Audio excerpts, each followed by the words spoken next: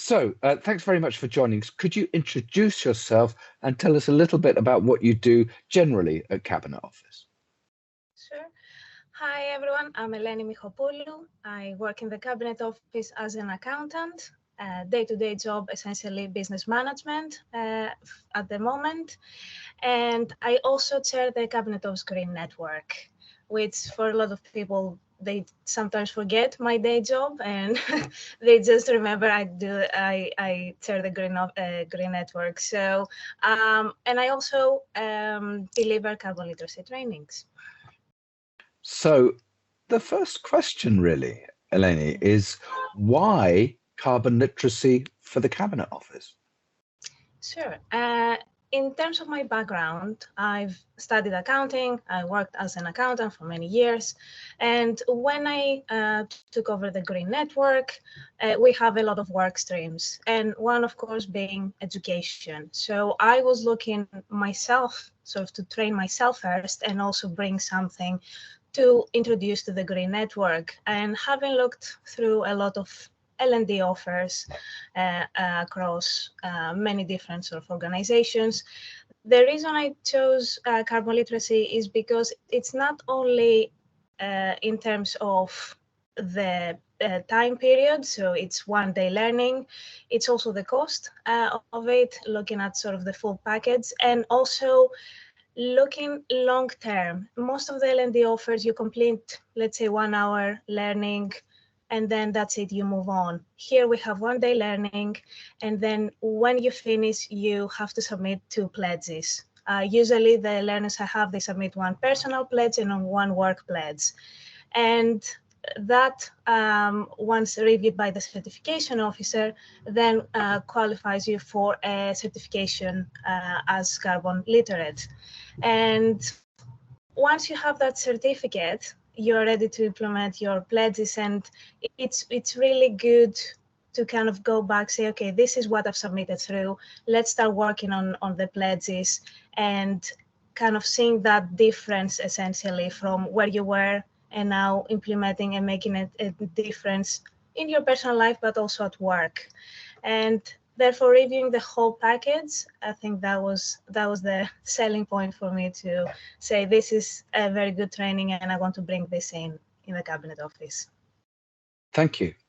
What's the relevance of this skill set of being able to act on climate to your colleagues at Cabinet Office?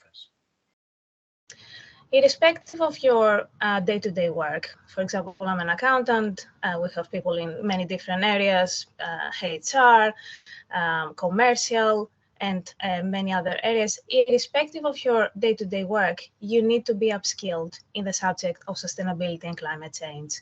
And I think it's important, as you have access to an L&D offer where you can find training in any area you want, even if you want to look into, again, finance, commercial, etc. You need to have also an L&D offer specifically on sustainability and climate change.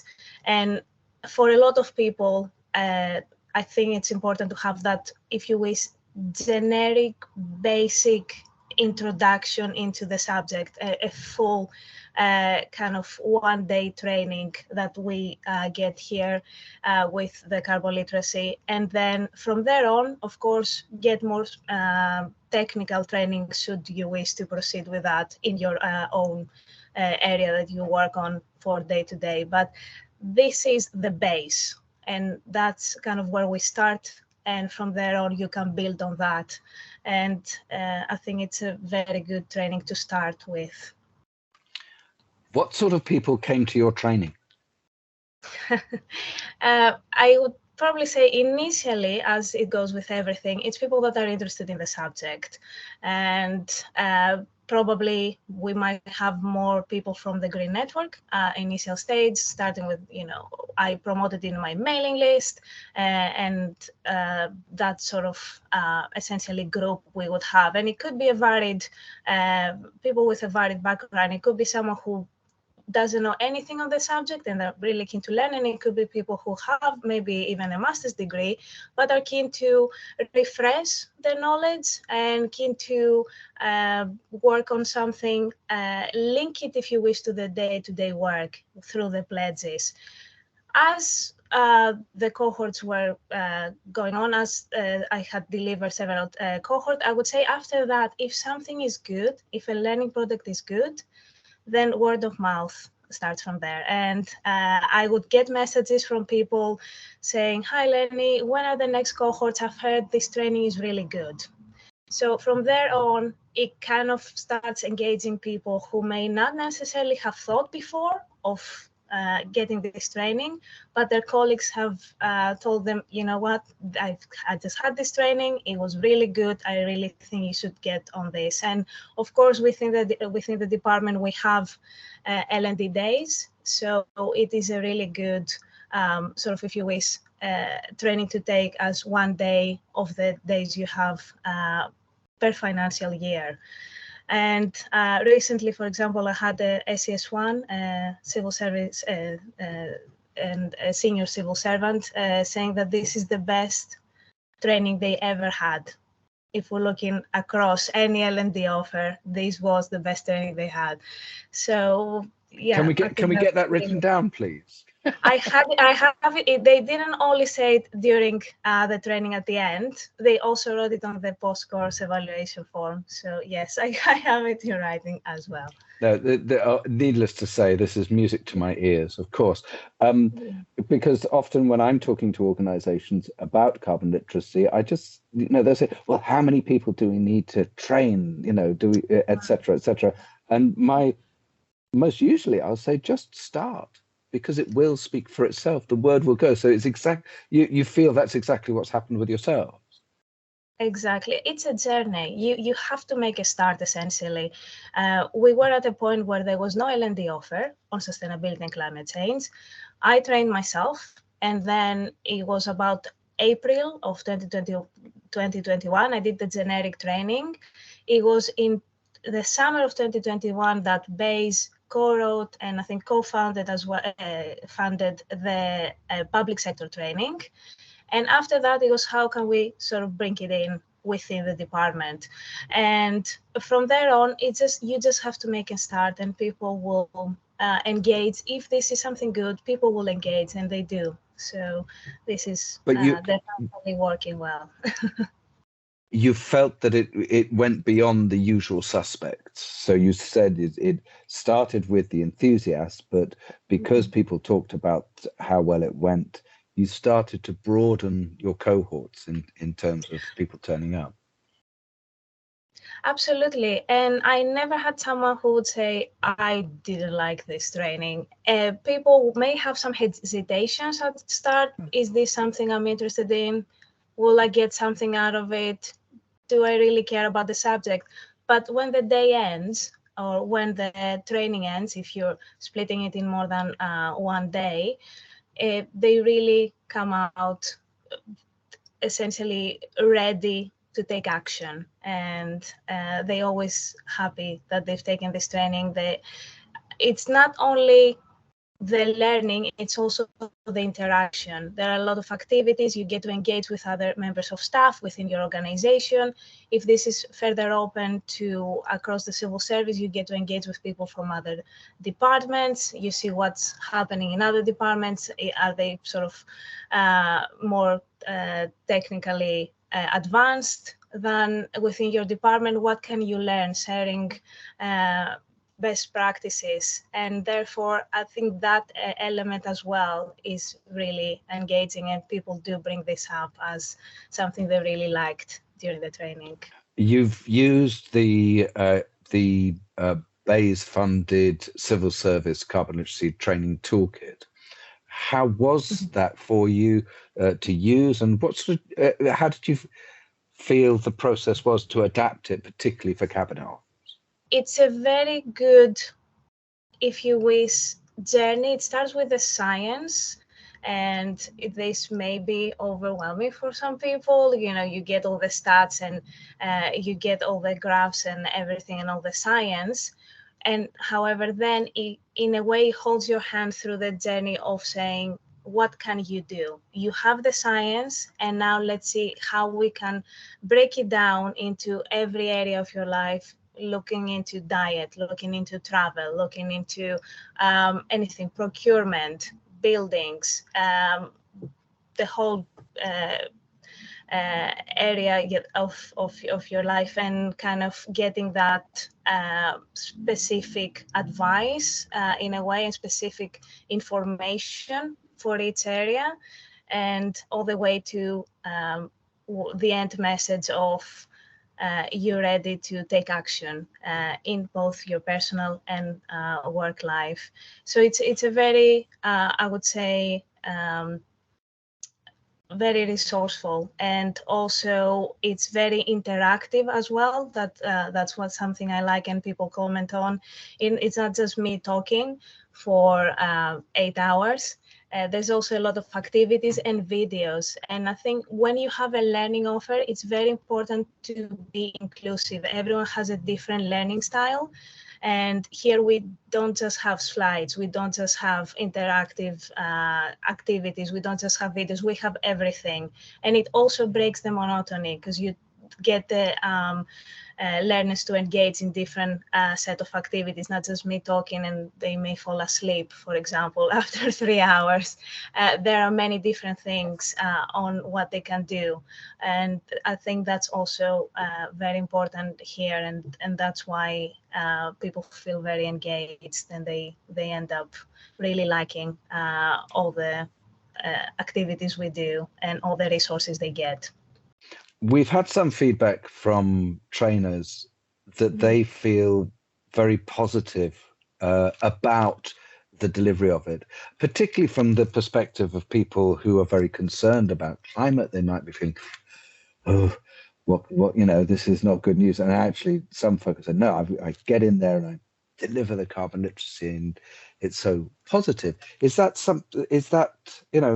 how do you feel as a result of doing the carbon literacy training yourself? Mm-hmm. It has also been a journey for me. I started with being very, I'm going to stick to the script. And I'm not going to say anything sort of from a personal viewpoint in terms of what I know about the department, what people can do, resources. And over time, and it was also actually brought in through feedback, where people kept saying, we want to hear more from the trainer. And so there was a point where I can realize my value and what I know, and of course, the value in terms of having that internal knowledge of the department and all the areas. It's important that we have trainers who are internal to the department they're delivering the training to, because it's not only knowing where you're at in the journey, where you're at in essentially not only net zero 2050, but any internal goals and strategies that you have. And of course, work gets updated day to day. So knowing what is happening and bringing that through the training, because we do cover every area, and you will have learners from different areas. Again, procurement, finance, people and places, borders. Within at least the cabinet office, we have many different work streams. And so we have quite a variety of backgrounds and variety of interests.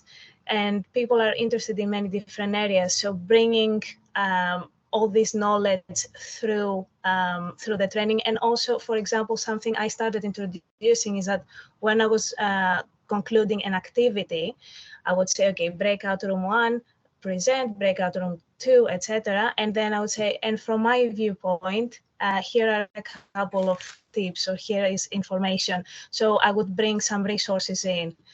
For example, this, let's say, Crown Commercial Service, they're delivering this training. You can attend if you want to look into more for procurement, PPN 0621, for example.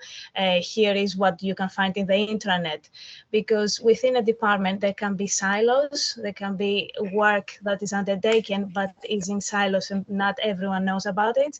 And it is through the trainer that this link can be made. So for me, I enjoy the subject, and therefore I'm very engaged with the topic. And I have enjoyed that it doesn't stop with the training. If people are very engaged with the subject and they enjoy the training, they will get in touch with you. They will send you an email saying, maybe in a few weeks, I'm now implementing my pledge, or I'm thinking of this project.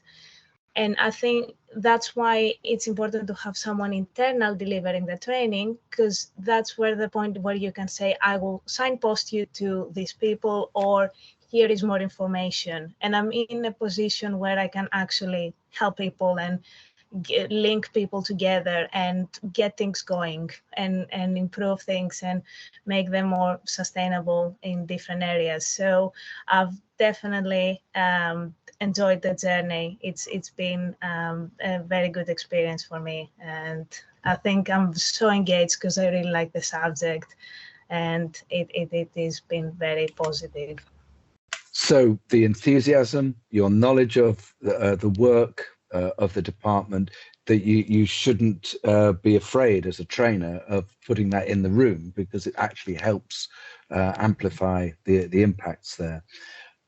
You've mentioned obviously your very senior colleague being so enthusiastic. What other things can you tell us about that have happened in the room that mark significant moments within your training?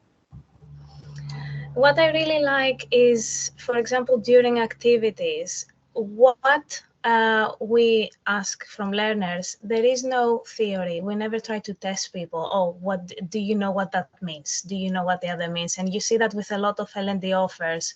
Here is more about knowledge, understanding the science, understanding information that is on the slides and in front of you, and then it's brainstorming. And there is an element of creativity. So usually when we have all the activities, it's about brainstorming ideas, and it's always exciting to see what the breakout rooms will come up with. There's always been shared, I've heard definitely very good ideas being shared during the activities, and people, I think, realize through discussion that something that is maybe initially in a far off idea, it's actually more tangible than they thought. And especially if you have staff from other departments as well in the room, it also helps knowing, oh, this department is already, they have already introduced this, let's say, workstream or this particular tool. Oh, we can also bring it in. And getting that exchange of ideas, that's something I have found very interesting. You're clearly describing a co-benefit from carbon literacy training about team building and new links within the larger department between teams and disciplines. So part of the rationale for carbon literacy is that it should stand as a core workplace competence in the same way as health and safety, data protection, etc. Would you reflect on the potential for carbon literacy to have that same standing as a core competence across the civil service? Yes, what we have with this training essentially is a bottom-up approach, if you wish, on the subject. It's not senior management coming in and introducing a certain subject. You learn the basic and generic and overall area, if you wish, in terms of both science and kind of what things you can do in your personal life.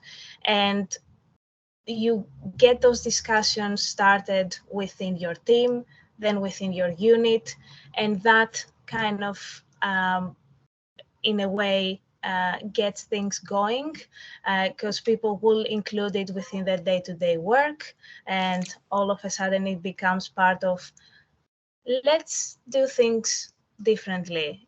How can we improve them? How we can make them more sustainable? Little changes, and they start to it's a journey. It's not, it doesn't stop there. It's a little change that becomes big, essentially.